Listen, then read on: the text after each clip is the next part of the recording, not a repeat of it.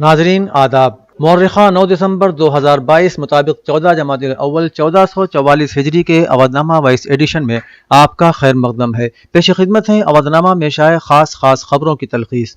गुजरात में बीजेपी ने 182 सीटों में से 156 सीटों पर जीत हासिल कर एक नई तारीख रकम की है।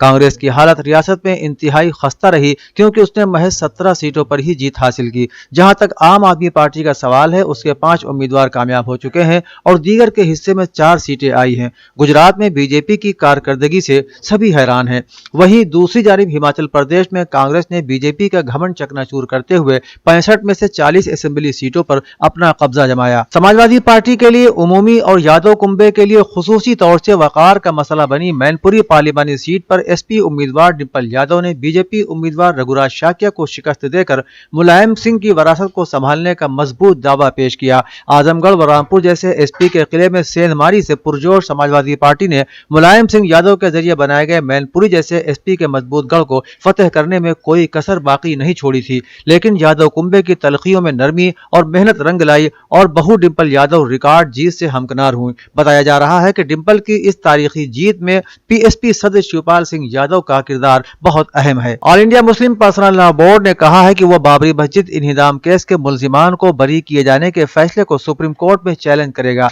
सीबीआई की खुसूसी अदालत ने 2020 में बाबरी मस्जिद इंहिदाम केस में 32 मुल्जिमान को बरी कर दिया था। मुल्जिमान में साबिक नायब वजीर आजम लाल कृष्ण आडवाणी, मुरली मनोहर जोशी, उमा भारती और उत्तर प्रदेश के साबिक वजीर आला कल्याण सिंह समेत भारतीय जनता पार्टी के सरकर्दा रहनुमा शामिल थे। ख्याल है कि 6 दिसंबर 1992 को अयोध्या में हजारों हिंदू कार सेवकों ने बाबरी मस्जिद को शहीद कर दिया था। उनका दावा था कि बाबरी मस्जिद एक तबाहशुदा हिंदू मंदिर के खंडरात पर तामीर की गई थी और यह जगह भगवान राम की जाए पैदाइश है। गुजरात में बीजेपी की तारीखी जीत के बाद पार्टी कारकुनान को मुबारकबाद देने के लिए वजीर आजम नरेंद्र मोदी बीजेपी के हेडक्वार्टर पहुंचे। इस मौके पर वजीर आजम मोदी ने पार्टी कारकुनान से खिताब किया और कहा कि गुजरात के अवाम का शुक्रिया, हिमाचल के वोटर्स का भी शुक्रिया।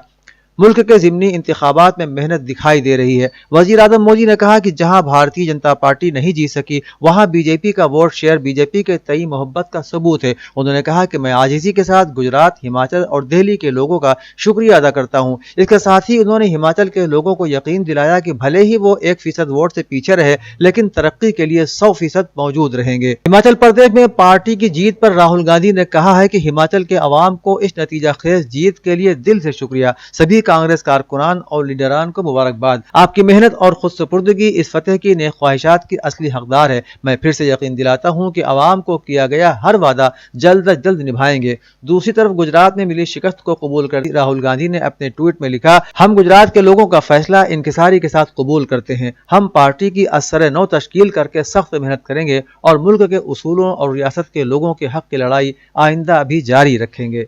पूर्वांग फूड्स का PAPA प्रेम और पौष्टिक अचार, स्वाद दादी और नानी के हाथों का घरेलू पद्धति से बने शुद्ध एवं पौष्टिक अचार आइटम्स भारत भर में होम डिलीवरी उपलब्ध। रेट्स एवं अचार आइटम्स जानने के लिए व्हाट्सएप करें 8299599829। एसपी सरपरस्त मुलायम सिंह यादव के इंतकाल के बाद मैनपुरी लोकसभा सीट के जिमनी इंतखाब में एसपी उम्मीदवार डिंपल यादव ने एक नया रिकॉर्ड बनाया है। उन्होंने बीजेपी के रघुराज सिंह शाक्या को 2,88,000 से ज्यादा वोटों से शिकस्त दी। इस तारीखी जीत के साथ ही डिंपल यादव मैनपुरी लोकसभा सीट से पहली खातून MP भी बन गई हैं।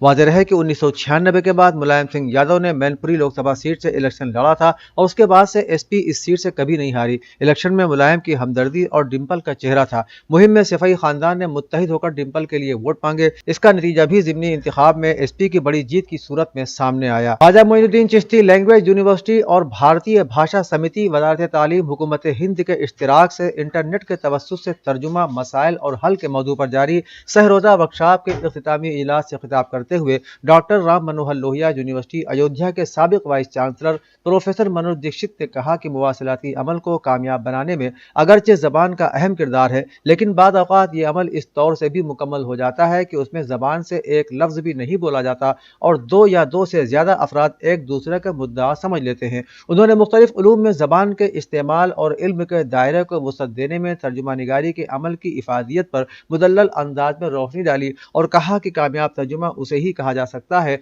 जो मतन के दुरूर में पोशीदा जज्बे की तरसील मुअस्सिर अंदाज में कर सके। کرامت حسین مسلم گرلز پی جی کالج لکھنؤ نے منیجر سید ناوید احمد کی سرپرستی اور کالج کے پرنسپل ڈاکٹر ہما خواجہ کی سربراہی میں انسانی حقوق اور صنفی مساوات پر ایک انٹریکٹیو سیشن کی میزبانی کی۔ یہ تقریب امریکی سفارت خانے کے نمائندوں اور تقریباً 20 فیکلٹی ممبران کے ساتھ یو جی اور پی جی کی طالبات کے درمیان ایک غیر رسمی گول میز بات چیت کی شکل میں تھی۔ اس کا مقصد صنفی عدم مساوات پر ذاتی تجربات اور خیالات کا مشترکہ طور پر تبادلہ خیال کرنا اور صنفی بنیاد پر تشدد سے نمٹنے کے لیے مختلف اقدامات کے بارے میں سبق سیکھنا تھا۔ پروگرام کا آغاز دعا سے ہوا اور مہمانوں کا پھولوں سے اور مومنٹو سے استقبال کیا گیا۔ لکھنؤ کے کرسچن ڈگری کالج کے فیئر فیلڈ ہال میں جمعرات کو 2 روزہ ایمرجنگ کمپیوٹر ٹیکنالوجی سیمینار کا آغاز ہوا۔ اس دوران ڈیجیٹل لین دین کے بڑھتے ہوئے استعمال کی وجہ سے ڈیجیٹل فراڈ کے بڑھتے ہوئے معاملات پر مذاکرہ ہوا۔ ڈاکٹر پنیت مشرا نے ٹیکنالوجی کے تمام پہلوؤں کو متعارف کرایا۔ اس دوران RAS تیاگی نے کہا کہ پچھلے کچھ برسوں میں ٹیکنالوجی میں کافی تبدیلی آئی ہے۔ آج کے دور میں یہ ضروری ہے کہ انسان خود کو اپڈیٹ رکھے۔ ڈاکٹر پنیت مشرا نے بتایا کہ ٹیکنالوجی کو مؤثر طریقے سے استعمال کرنے کی ضرورت ہے اور اس کا غلام نہیں بننا چاہیے۔ Unity P G and law college میں آج فاؤنڈرز ڈے منایا گیا۔ اس موقع پر کالج کے بانی مرحوم جسٹس مرتضی حسین کو خراج عقیدت پیش کیا گیا اور HDFC بینک کی رفاقت سے بلڈ ڈونیشن کیمپ کا انعقاد کیا گیا۔ اس کیمپ کا افتتاح کالج کے چیئرمین جسٹس امتیاز مرتضی نے کیا۔ خون کا عطیہ کرنے والوں کے لیے یہ ایک بہترین موقع تھا کہ انہوں نے اپنا قیمتی خون دے کر نہ جانے کتنے لوگوں کو زندگی بخشی۔ اس کیمپ میں کالج کے اسٹاف اور طلباء نے بڑھ چڑھ کر حصہ لیا۔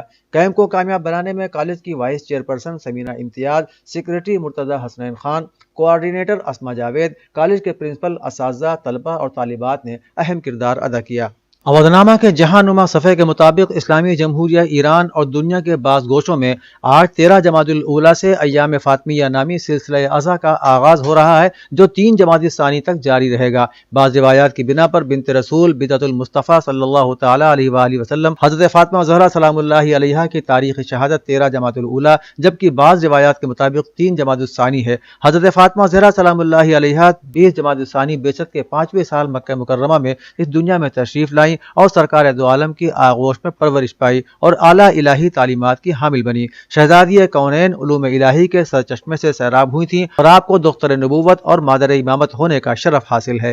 شورائے آفاق امریکی جریدے ٹائم میگزین نے اپنے سالانہ پرسن آف دا ایئر کی شخصیت کا اعلان کرتے ہوئے اس مرتبہ یہ اعزاز یوکرینی صدر کو دیا ہے۔ ٹائم میگزین ہر سال دسمبر کے آغاز پر پرسن آف دا ایئر کے اعزاز کا اعلان کرتا ہے۔ گزشتہ برس ٹائم میگزین نے ٹویٹر کے مالک ایلون مسک کو پرسن آف دا ایئر قرار دیا تھا جبکہ اس سے پہلے امریکی صدر جو بائیڈن اور نائب امریکی صدر کملا ہیرس کو بھی یہ اعزاز بخشا گیا تھا۔ ڈان کی نیوز کے مطابق رواں سال میگزین نے یوکرینی صدر ولادیمیر زیلنسکی کو پرسن آف دا ایئر کا اعزاز دیتے ہوئے ان کی خدمات کا اعتراف کیا ہے۔ صدر جمہوریہ ایران سید ابراہیم رئیسی نے جمعرات کو تہران کے مضافاتی شہر رباط کریم میں ایک بڑے عوامی جلسے سے خطاب کے دوران کہا کہ ایرانی عوام دشمنوں کے نام نہاد آزادی کے نعرے کے دھوکے میں نہیں آئیں گے اور وہ ملک کی خود مختاری، آزادی اور اسلامی جمہوریہ کے خلاف خطرہ پیدا کرنے کی کسی کو بھی اجازت نہیں دیں گے۔ صدر رئیسی نے متعلقہ اداروں کو حکم دیا کہ جو لوگ اپنے بیانات سے معاشرے میں تفرقہ اور بے چینی پیدا کر رہے ہیں اور عوام کے اعتقادات کو نشانہ بنا رہے ہیں ان کی شناخت کی جائے۔ انہوں نے کہا کہ دشمن قوتیں ایران کی سماجی خوشحالی، آزادی اور پیش رفت کو نہیں دیکھ پا رہی ہیں اور اسی لیے وہ بلوے اور ہنگامے کرا کے ایران کی ترقی کو روکنا چاہتی ہیں۔ انتہائی سخت لاک ڈاؤن کے خلاف غیر معمولی احتجاجی مظاہروں کے بعد کووڈ-19 کی سخت پابندیوں میں نرمی کے بعد چین کے دارالحکومت بیجنگ میں شہریوں کی زندگی معمول پر آنے لگی ہے۔ ایک روز پہلے بیجنگ نیشنل ہیلتھ کمیشن نے سخت کورونا پابندیوں میں نرمی کا اعلان کیا تھا اور نئی گائیڈ لائنز کے مطابق جن افراد میں کورونا کی ہلکی علامات ہیں انہیں گھر میں ہی کوارنٹائن رہنے کی اجازت دی گئی ہے۔ اس کے علاوہ PCR ٹیسٹنگ کی رفتار میں کمی کے ساتھ لاک ڈاؤن میں بھی کمی لائی گئی ہے۔ غیر ملکی خبر رساں ادارے AFP نے بتایا کہ چین کے دارالحکومت بیجنگ میں جہاں کورونا کے بڑھتے کیسز کی وجہ سے شہری گھروں میں محصور ہو گئے تھے اور کاروبار اور تعلیمی ادارے بھی بند تھے، وہیں کووڈ-19 کی نئی گائیڈ لائنز کے اعلان کے بعد شہر میں ٹریفک کی روانی معمول پر آ گئی ہے۔